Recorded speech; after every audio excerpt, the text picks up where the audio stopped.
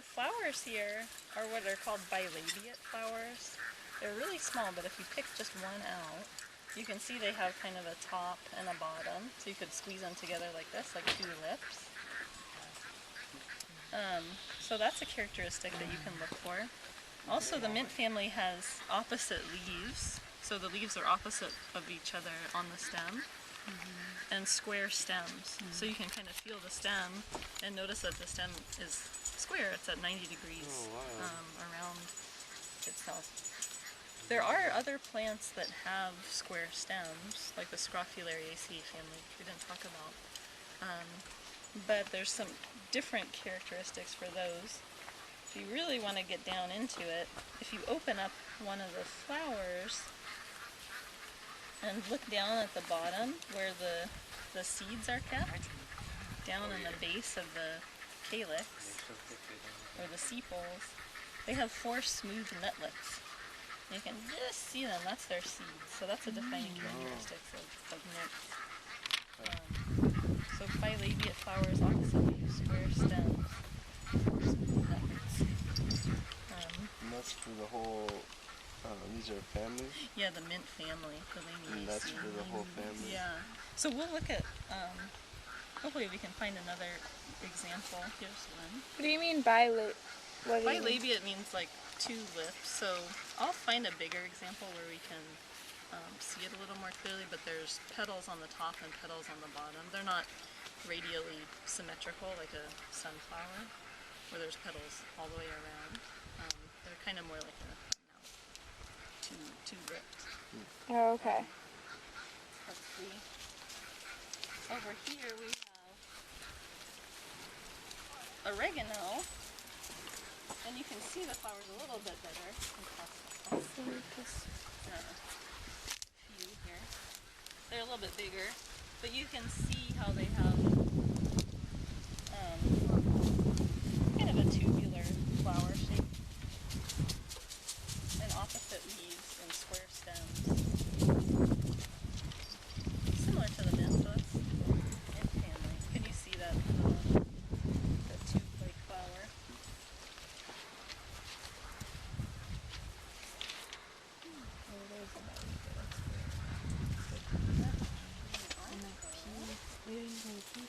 Oh no, that's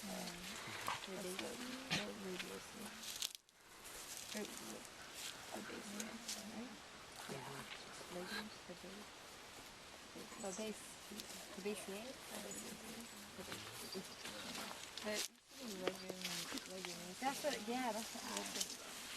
So, I'm attempting to find a couple cucurbit flowers. These are winter squash. This is a male flower, so we talked about the monoecious flowers that have male and female flowers on the same plant. So I opened this flower up, it had kind of shriveled up, it had done its duty. There's a bunch at the bottom. Oh, there are? Maybe we should go down there, but I could pass this around. That's where the pollen comes out of.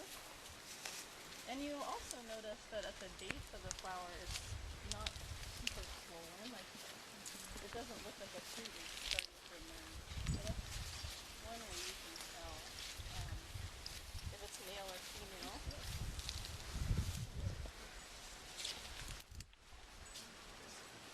Oh, it's soft. Looks like a plum. So this one is a female? Male. I'm going to sacrifice one in the name of science. You can see here this one was from a female flower, so the squash is just starting to emerge. So this one has been pollinated. But if you look at the flower parts, they are different. It's a vagina. Pretty cool. And so if you're looking to make like deep fried squash blossoms, for example, I would use a male one. Yeah. Because then you're not taking. Then you could use a fruit. Then yeah. And you'll notice if you look around in the patch that there are a lot of extra male flowers just kind of hanging out. So you can use those. Let's see if we can find.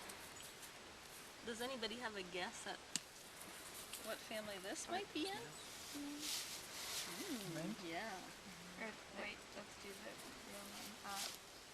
Lamiaceae. Yeah. That's lemon. Yeah. What about boy?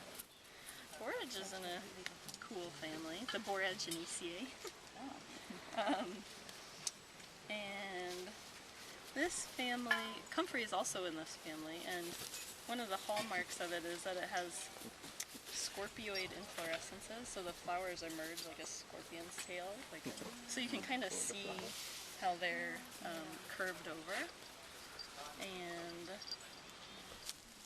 they also have 4 rough nutlets as their seeds. So if you break apart the flower and see down at the base, those little nutlets down at the bottom are the seeds, or they're immature. What family is that? Boraginaceae. Okay.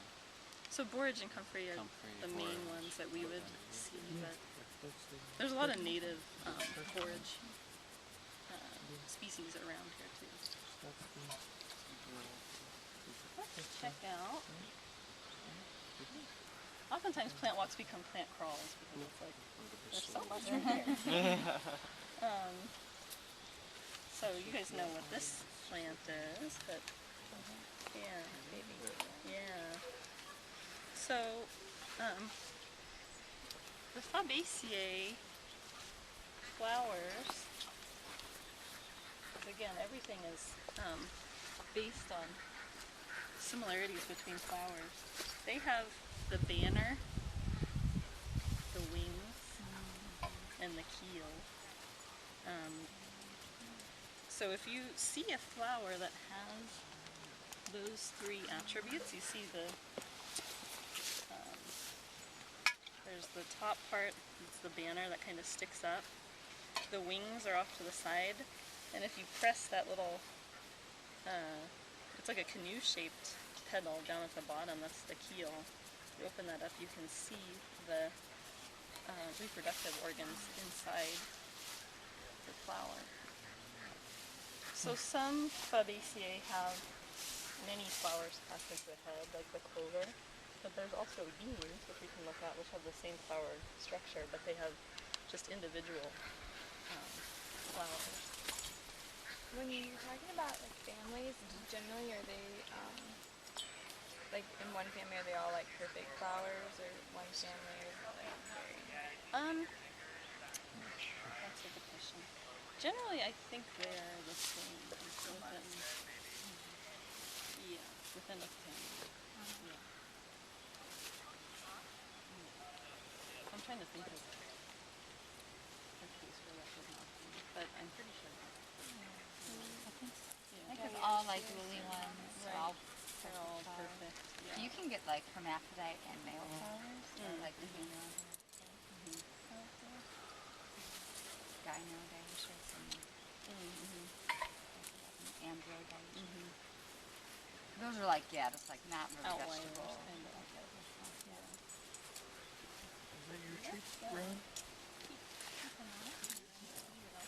I think I got a few trees in my house.